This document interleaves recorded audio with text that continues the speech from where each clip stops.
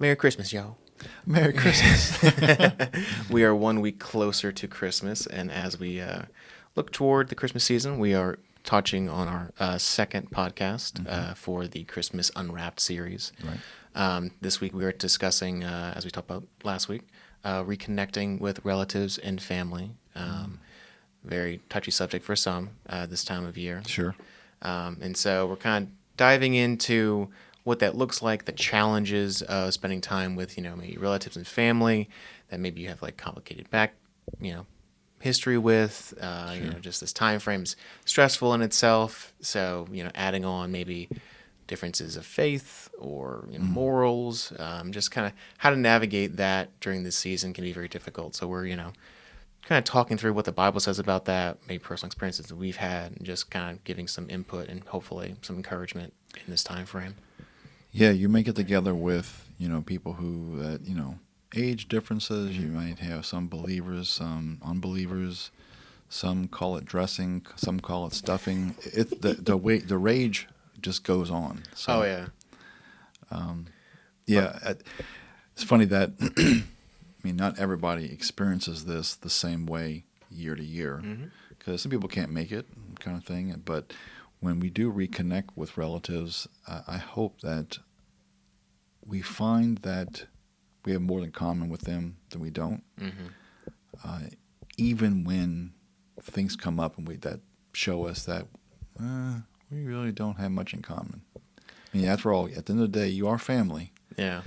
Now, this is talking about family and friends. Right. But that was a little plug for the family. Just trying to get us easing going there. So.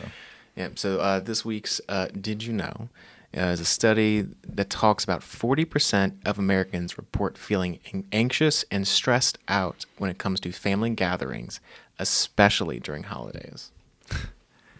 Isn't it funny? Now, we're supposed to love our families, right?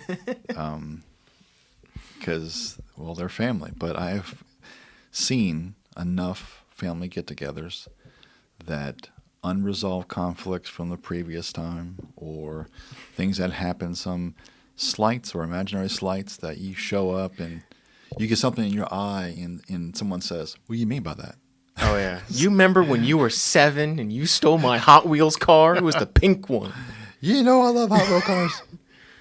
Yeah, I think there's a combination of, it's stressful during the holidays because there's just so much going on, end of year things with gifts and parties and that kind of stuff. But I think, unfortunately, for some people, they find, it reminds me so much of the Festivus from Jerry Seinfeld. It's almost like, I get to see you for this 2-hour slot. You can't leave. I'm going to air my grievances with you now. Here, hold the pole. Right. So, unfortunately, some people take this time frame to really let you have it and let you know how they're feeling about you. And it can be difficult because you're already stressed out. You have your own things going on. Maybe they slighted you, and Sure. It becomes this back and forth battle of we're trying to be in an environment where we're happy to see each other and we're thankful for another year together. Sure. Yet you're making this about a Hot Wheels car that I stole when I was 5. So it can be very difficult. I know I've really had to learn, for me personally, how to let things roll off my back. Sure. And that, I think, has come with years of just being in the field that I am for graphic design. You got to be able to take criticism very easily. Otherwise, That's my thick skin. Yeah, you got to be able to handle that because otherwise, well, why don't you like my red color in this design? Right. So I've had an easier time with that. My wife, less so. She's very emotionally driven when it comes to external influences. Sure. And so I know, one year we had a little bit of a scuffle with my in-laws and just how they treated us, and some words were said, and that resulted in us not seeing them for a period of time. And, that was not ideal for anybody. It wasn't Sure. fun for us, it wasn't fun for them, because at the end of the day, hopefully, everyone's there loving on each other. It's just more difficult so when it's highly concentrated areas when you haven't seen that person maybe. Sure. And as guys, we tend to fall in this category. We bottle things up, and Yeah. we don't talk about it. And so when high stressful situations occur, such as family gatherings of this nature, things can be said or done that maybe have more ramifications than we're aware of.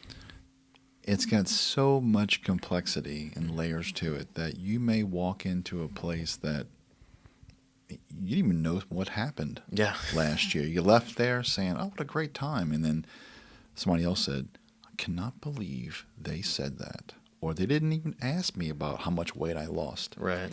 You walk in the next year thinking everything is fine, Mm-hmm. and they're still stuck in that same spot with a grudge. Oh, yeah. Reconciliation. What makes it difficult at family gatherings is that you may be ready to reconcile and they're not. Yeah. And the chances of you both being ready at the same time, it may take some time to get there. Yeah. You may have to be there for a little bit. And, if you're two guys in between commercials and flag thrown, you talk about life in between, it may take some time to get there. But Yeah. reconciliation at holiday gatherings, whew, boy. Yeah, I try to think a lot about, what the Bible says about, loving your neighbor. And it says, it doesn't say family, it says neighbor, right? And so The easy way out. Yeah, I take that more as anyone I see, I should try to love. Sure. But it doesn't say they'll love me back. It doesn't say that because Yeah. I love them, they will reconcile with me. Sure. I take it. I look at the perspective. I can control my emotions and my side of things as much as I can, Yeah.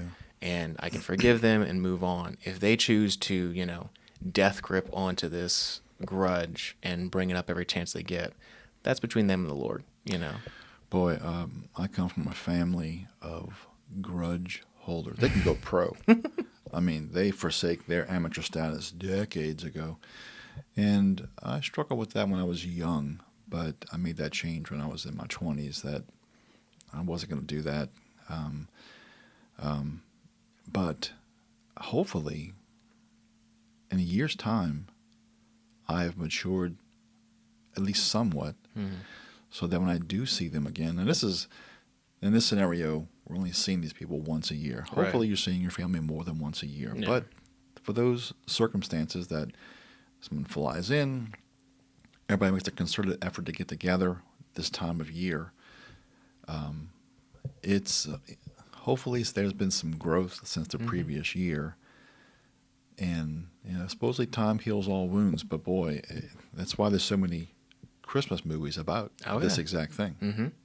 4 Christmases spring Yeah. to mind. We laugh at it every year. Yeah. So the next one is diverse personalities. You have peacekeepers. You have people who lie in wait, waiting for these days. That crazy uncle that shows up and is like, "Oh, I can't wait to stir the pot this year." Yeah. And so those kind of things, situations. I think that if you have not been invited to a family gathering in the last couple of years, we call that back home a hint.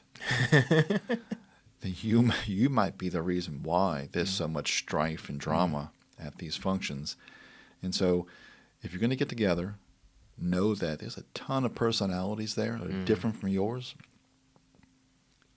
Pray about that before you get there, Yeah. so that you're not a hair trigger. Because while, like you said, you can't control what someone else does, but you can probably control a little bit more of what you do, reflecting Christ, and not be that, waiting for drama to happen. Yeah, when I was younger, especially in college, and I was a lot less mature in my walk, I felt like I was looking for those things of like, oh man, can you believe he said this? I feel so hurt, and I realized very quickly, because it's a very dangerous place to be spiritually, because when you let other people so easily maneuver your emotions and how you're feeling, you have way less control over your own life. You give them so much control. Yeah, and at the end of the day, you have the most control. You should have the most control over those kind of situations, especially internally. And if I'm letting my emotions bob in the wind of, well, this teacher said this, my in-laws said that, my friend did this to me, and letting that control me, I'm not reflecting the Bible in any of that. Sure. I won't say the person's name. That's as best I can do to help shield that.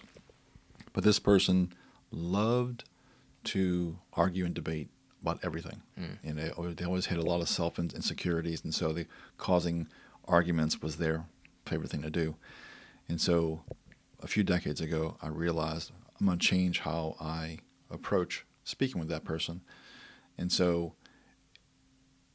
it could be stories like, I just bought a new car last week. I really have been enjoying it. Oh, cool. What'd you get? And they say. Or it could be, I stand on top of my roof and I throw rocks at neighbors when they pass. Cool. Once I did not react to their crazy, it melted away. One, for me, but also for them. They realized they probably could not get a rise out of me anymore. And so they eventually stopped. And so while that took me some time to make that adjustment, you may find that saying less and listening more is some of the best things you could do at a family gathering. Yeah. Always the joke about you had 2 ears and one mouth, right? Right. But I was reading one of my small talk books recently, conversationally speaking, and he talks about in the book the best way to have meaningful conversations is to talk 20% of the time and listen the other 80% of the time. Right. And which is funny because you think, oh, if I'm talking with someone else, it's 50-50. But I've realized that the less I talk and the more I listen, the deeper I feel connected to that person because I'm hearing what they're saying. Sure. Now, that does make for a very one-sided conversation. We have people that we know that it's like talking to this microphone stand. If you don't ask them a question, they don't speak. You're Right. like, are you still alive? Okay, just checking. So you have to be prepared for that. And I do think getting together with holiday gatherings, there's probably enough history on all of our lives that we probably should prepare ourselves before we do any of these. Yeah. So, and I love this verse we picked out, Joshua. It's Romans 12:18. Paul knew this way back in the day. Oh, yeah. So verse 18, if possible, so far as it depends on you, living peaceably with all. I mean, you don't write that without some experience around that, right? Oh, yeah. I'm sure, like, if I wrote that verse, it'd be like, oh, I know who I'm talking about right now. I'm looking right at you, Peter. Yeah. So that kind of thing. Yeah, I mean, I never think that, God never says anywhere of like, I'll only love these people or Sure. love when it's easy. It's always love all, love when it's difficult. And we are called to be that in every instance of our lives. And so while it's difficult to, some people don't make it easy to love them. But I did not make it easy for God to love me. exactly. So, looking at it through, I guess for some people, and this may fall more category of friends, sometimes they don't have anyone else in their life and they Sure. can only rely on family, Right, yeah. They don't have friends outside of family. So this is the only people that truly care about them in some capacity. Sure. So I know when shifting focus of, what they've done to me to maybe their mental state or where they're at in their life helps me kind of framework where they're coming from sometimes. I always look at the quote that I love is, don't attribute to malice what can be attributed to ignorance. Yes. There's a second portion of it. At a certain point, ignorance is indistinguishable between malice. But Right. the first part, to, putting yourself in the framework of maybe they're socially, awkward. They Sure. don't understand the ramifications of what they just said. Right. I know plenty of people my age and well above who just don't understand the concept of social etiquette. No. And so sometimes they say things off the cuff and just the entire room looks at them like they have a third eye. And we're not talking about PC stuff or Oh, yeah. like woke stuff here. We're not talking about like, if you're a gentle little snowflake, we're not talking about that. Yeah. We're talking about if you walk into a room and you start things like, hey, fatso. Yeah. And then you're like, that triggers them. Right. It's that kind of thing. Yeah. So I know right now it's difficult even in this season for your own thought process of all the things going on and the hecticness, there it is, of the season, to throw yourself in someone else's shoes. But prayer first, and then maybe looking at how they're looking at this interaction may help guide you in how to peacefully love them in this season. It's a great segue to our second segment. So sit still and listen to some of our supporters. Uncommon would like to thank today's sponsor, Wilson Technology Group. At Wilson Technology Group, we're not just an IT vendor. We're your trusted business partner delivering exceptional support, innovative solutions, and peace of mind. One call, one team, all your tech issues resolved. Uncommon would like to thank today's sponsor, Viking Mergers. Sell your business? Viking Mergers and Acquisitions can help. With 25 plus years of experience and 800 successful sales, we're experts in securing maximum value. Get your free business valuation now at vikingmergers.com or call 866-592-9467. All right, welcome back to our second segment. I love this pain point. This is the difficulty of making the first move toward reconnecting to family and friends that may be a bit estranged. Like this is the two-town gunslingers, right? You know, who goes first? Right. Drawing.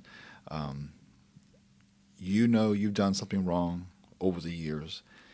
They know they've done something wrong. You both think one outweighs the other. Mm-hmm. You're sitting next to each other, and you're like, I'll accept their apology if they go first. Right. I will stare at my cup of cocoa until they say I'm sorry first. They cough and you say, what? Did you say something? Did you apologize? No? Okay. Just waiting. And so it's, you know, I have, on my dad's side, there's 6 kids, 6 siblings. My mom, 5. So those family events were like a bit of a Jerry Springer episode most of the time. And over the years, the whole family did not get together, whether it be legal reasons or what. But it was very difficult to watch these people go through the process of who goes first trying to reconnect. Right.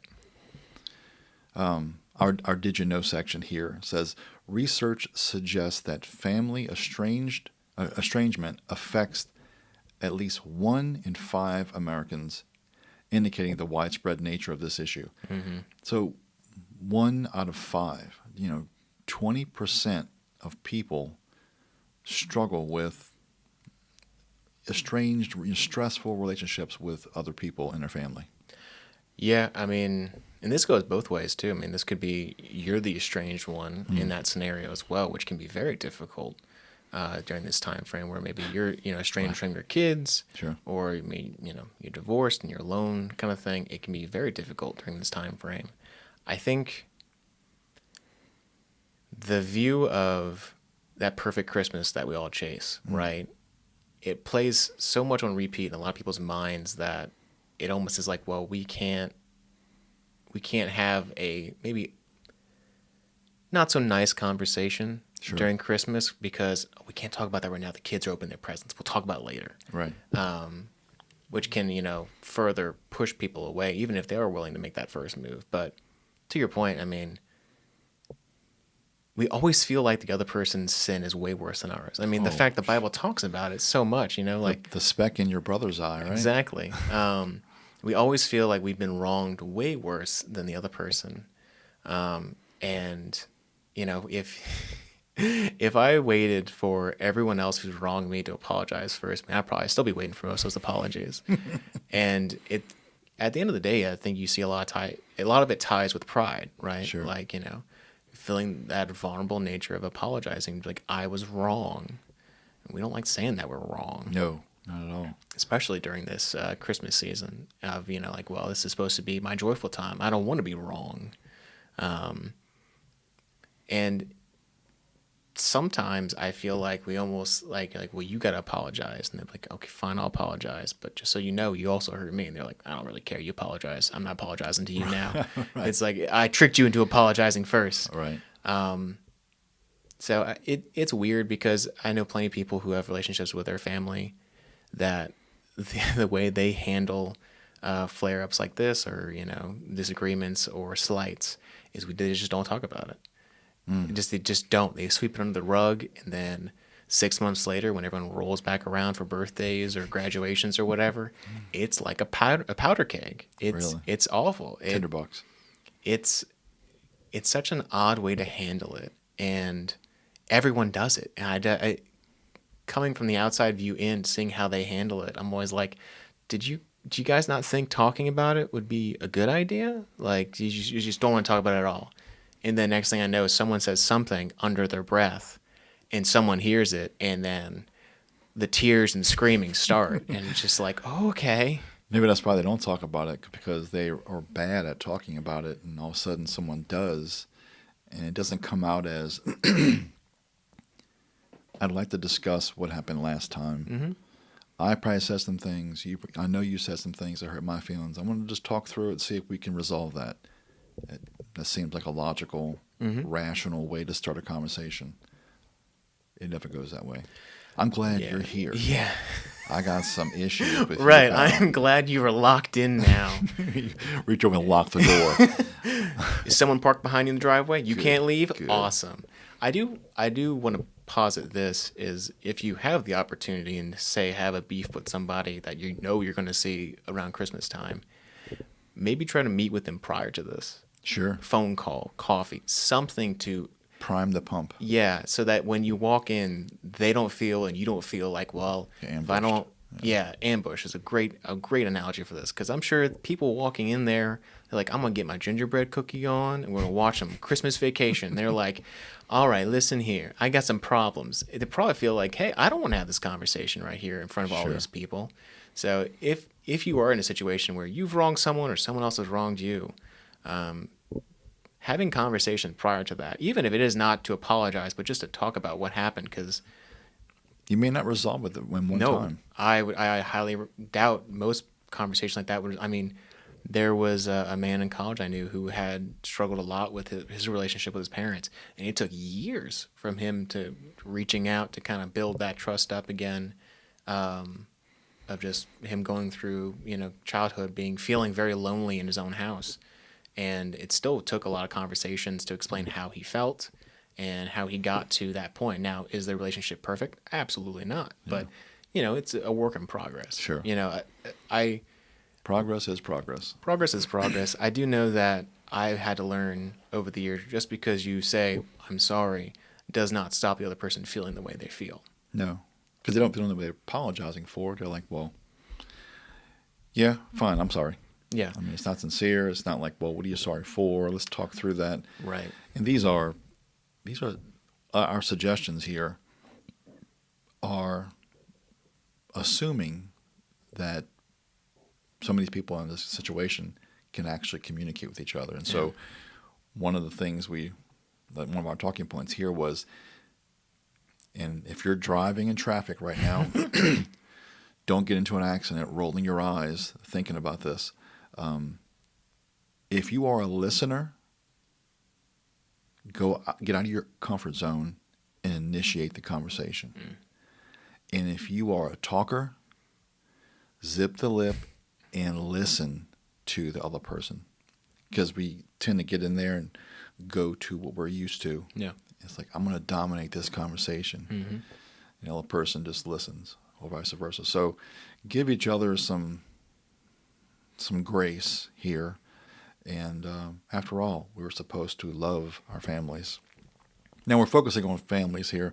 This is about family and friends. And you could have the same kind of relationship with a friend that Oh, most definitely. I mean, we're talking about here. Families are a unique scenario because in most instances, you are quote unquote kind of forced to be around those people. Sure. I mean, friends you choose by nature, but easily the same thing can happen with a friend. I mean, I have several friends that I don't even speak to anymore because of grievances that they have thrown in my face or vice versa. And even after talking through it, we have decided, well, it's probably just best to go our separate ways. Sure. With friends, you have that luxury of being, well, you know what, in my stage of life in this season, I don't know if it'd be great for us to kind of continue to have a friendship here. Family, you really can't do that. But apparently you've not met my family because I've had aunts and uncles and aunts and aunts live next to each other, and then it turns into the Hatfields and McCoys, and you're like, how do you live next to each other? It's like, so yeah. the next talking point, and we'll probably cover a couple of these quickly, the role of humility and forgiveness, the importance of going in with a humble spirit. Yeah. This is not like a class reunion where you're trying to paint this picture of, this is my third Ferrari this year. And in forgiveness, if you were open to forgiving that person, this is a great time to do both of those. And so I guarantee if we started to approach our holiday gatherings with truth and grace, boy, they would be a lot better for all of us. And then the realistic expectations for reconciliation. Again, we may not solve all world problems at one family function. So don't go in there and say, well, I feel like a failure because I have not reconciled with these three people. Yeah. If you can't get together beforehand, you can always call. Phones still do work. You're actually probably holding one right now. It actually is a phone. Or if you can't do that, maybe email. Just say, look, this is where I'm feeling right now. Maybe we can talk more when we get together, kind of thing. But I just want to reach out to you before we got there. So I think getting realistic about your expectations is important too. Because if you go there and say, I'm just going to ruin this for everybody, or I think we're going to fix this, but it's going to take that person a couple times to do that. Right. You've got to be okay with that. Yeah, I mean, and even say you apologize or they apologize, and you accept the apology, they accept your apology. That doesn't immediately make the emotional ramifications of that slight go away. I mean, they're still going to feel that, right? I mean, you can ask for forgiveness and be forgiven, and there's still ramifications to the actions that were taken.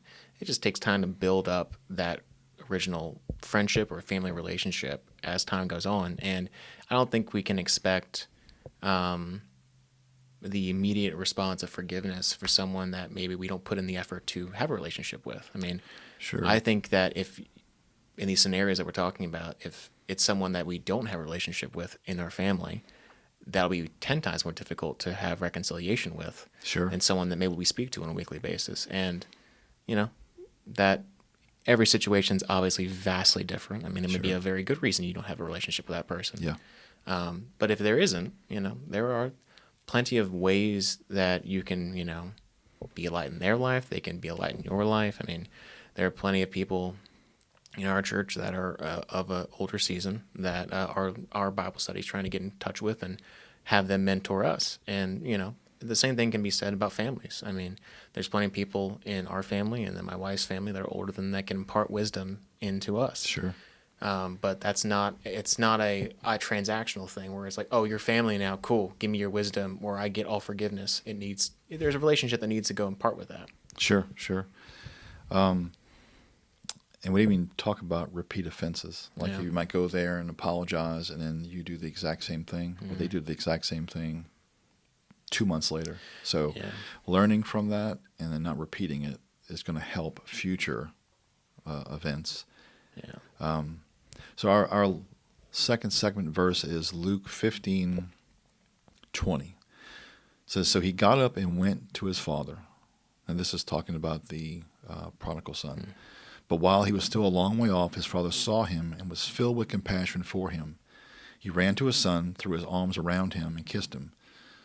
And so, this is about the son had to come to his senses, the Bible says. He's standing in a pig trough and to come to his senses.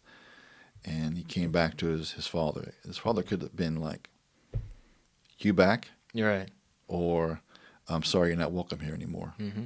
or you need to apologize before you come back to me. Mm-hmm. But he didn't. So, yeah, I wish all of our events, our holiday gatherings, were a little bit like that open arms type situation. So, why don't you give us our challenge, Joshua? So to kind of wrap up our conversation about reconciliation here, we're going to challenge you that before your next family gathering, reach out to a relative or a friend whom you have a strained relationship with. That's going to be a very tough one for most of us. This could be simple messaging, a text message, email, even a little phone call, expressing your desire to have a peaceful, enjoyable time during the holidays, or an offer to talk and clear up any misunderstandings. It kind of goes back to what we've been saying of Sure. trying to be preemptive and set expectations on both sides. And those steps will help you have a better Christmas Oh, gathering. sure. I mean, that whether it is a situation that you get to reconciliation, that conversation, or start the building blocks too, that will help them and you understand expectations of, okay, this person's trying to make an effort. So I highly recommend you take that challenge if that is something that you have been thinking about and dreading, as our stats have talked about, Right. in the coming weeks here for Christmas. I would end it with go have an uncommon family gathering.